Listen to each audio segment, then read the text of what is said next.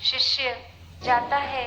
अब वो पहले तो अपने गुरु के पास पूरी जीवन उनकी सेवा करता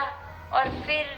एक शहर में जाकर बहुत धन दौलत कमा के बहुत नामदार इंसान बन जाता। उसको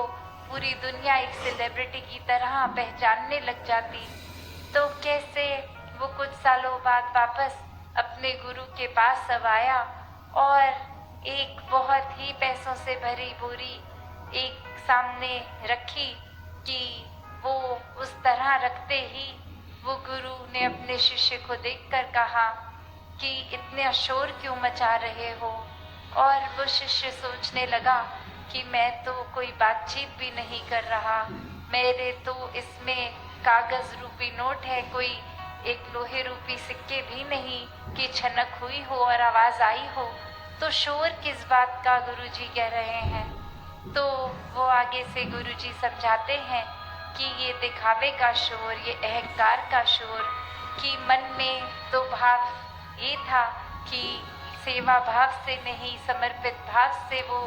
एक धन समर्पित नहीं किया जा रहा था,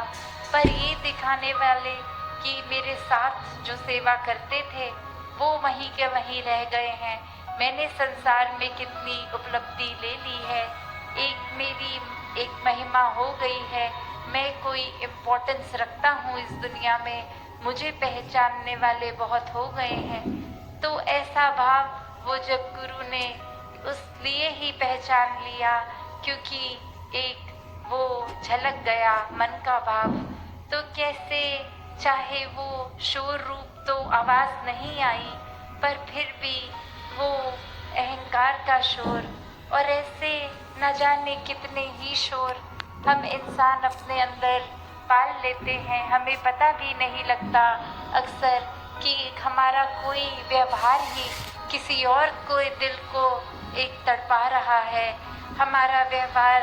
एक किसी और के लिए नुकसानदायक बन रहा है। बस इसी में लगे हुए हैं कि हमसे ज़्यादा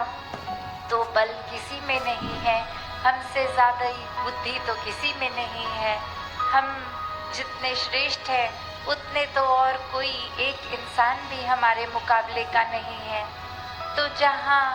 एक परमात्मा की बात आती है, परमात्मा को तो वही भाते हैं जो अपने मन से समर्पित होते हैं, अपने अहंकार को त्याग के सिर्फ हर एक से प्यार करते जाते हैं।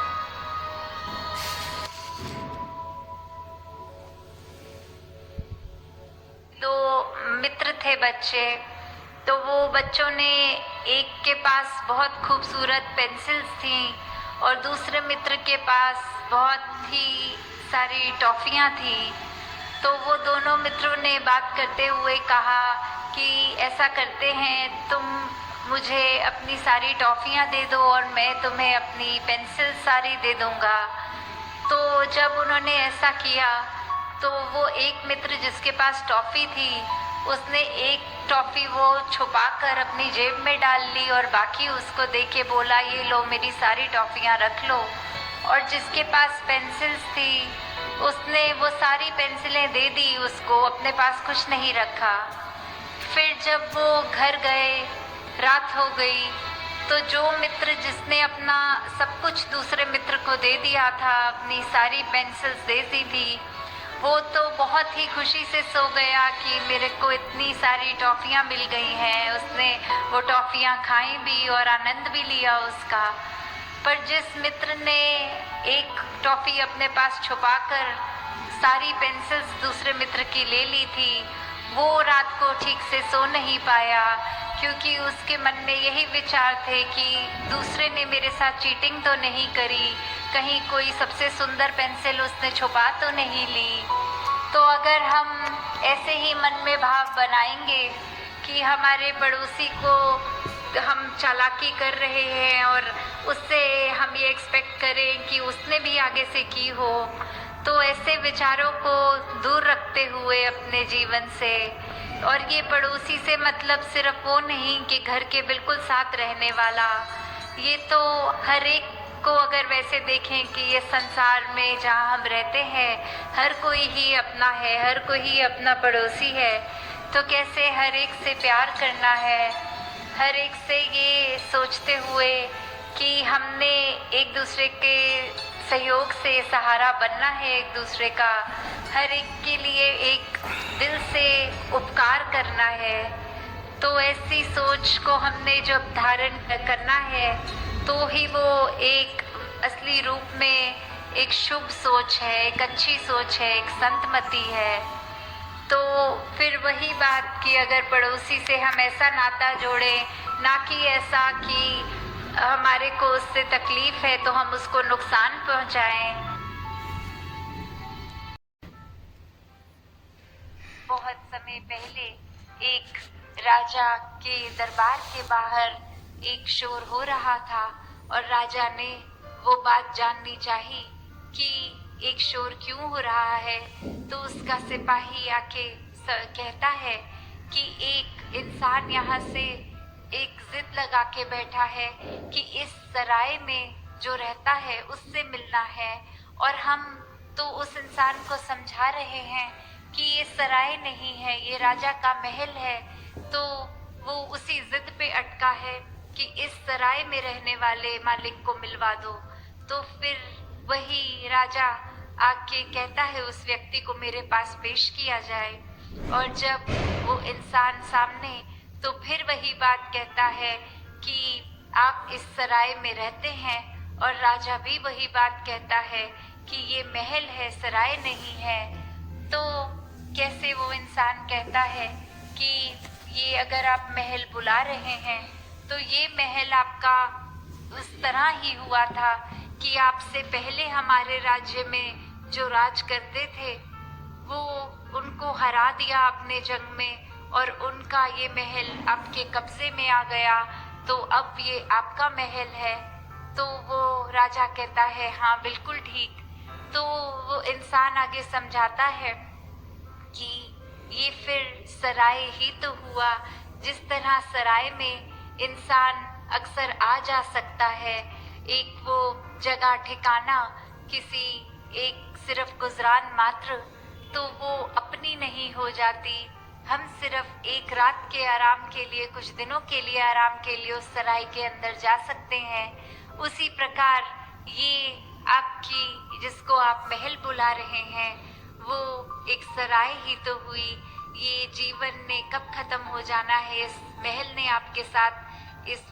जीवन तक ही रहना है, या फिर अगर कोई इस जीवन के बीच में फिर कोई युद्ध हो जाता है और कोई और राजा यहाँ रहेगा, तो उस जीवन काल में भी ये गारंटी नहीं, ये पक्का नहीं कि आप इसी महल में रहते रहेंगे।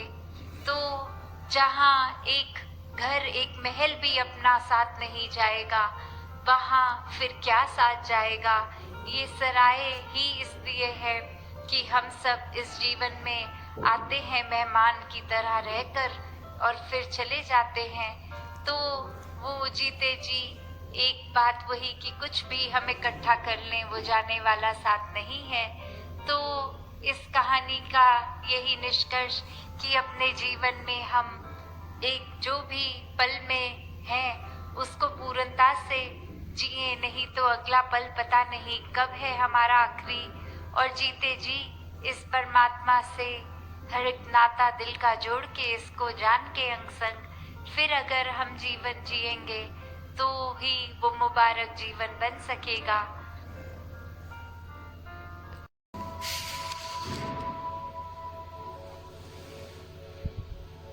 तो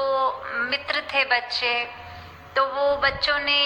एक के पास बहुत खूबसूरत पेंसिल्स थी और दूसरे मित्र के पास बहुत ही सारी टॉफियाँ थी।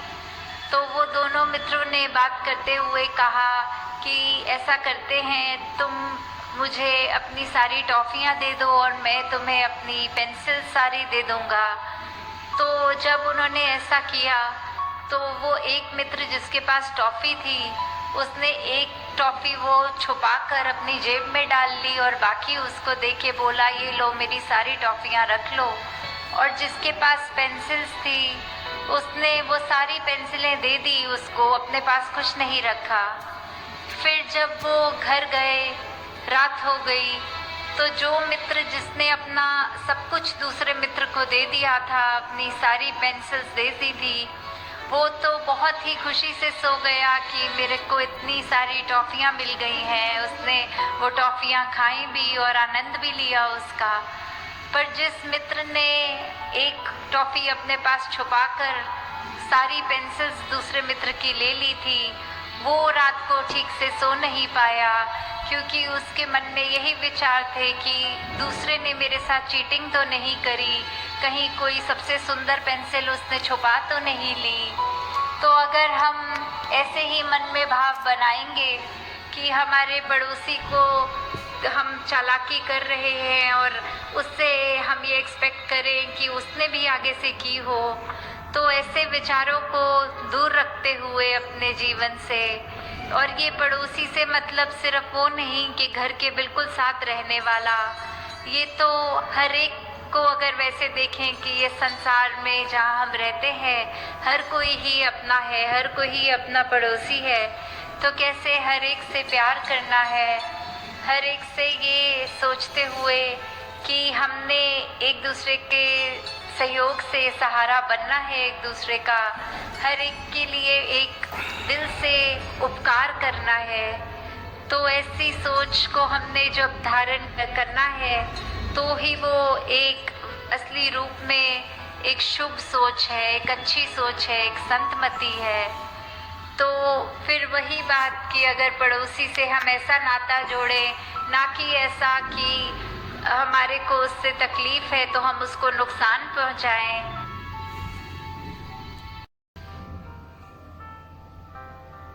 अगर एक आंख में अपने ही पलकों का बाल चला जाता है तो आंख बहुत कठिनाई सहती है, वो बहुत इरिटेटेड रहती है,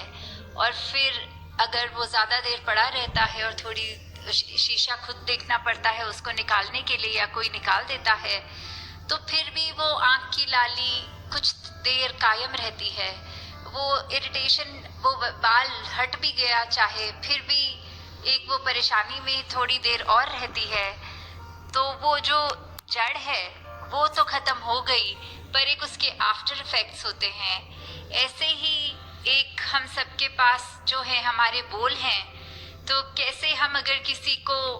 हर्ट करने के लिए कोई कठोर वचन बोल भी देते हैं और उसके बाद खुद को रियलाइज भी हो जाता है तो अपॉलॉजी कर देते हैं, कुछ सॉरी बोल देते हैं, या कोई कर्म ऐसा कर बैठते हैं जिसकी बाद में माफ़ी भी मांग लेते हैं दूसरे से, फिर भी कैसे वो रूट कॉज तो ख़त्म भी कर दिया हमने कि कुछ गलती हुई, एहसास हुआ, माफ़ी भी मांगी, पर उस दूसरे व्यक्ति के दिल तक तो वो चोट आफ्टर इफेक्ट के रूप में भी रहेगी। तो कैसे हमने हर एक के मनों में सिर्फ एक पॉजिटिव जगह बनानी है, अपने बोलों से सिर्फ मीठे वचन, अच्छी बातें ही बोलनी है,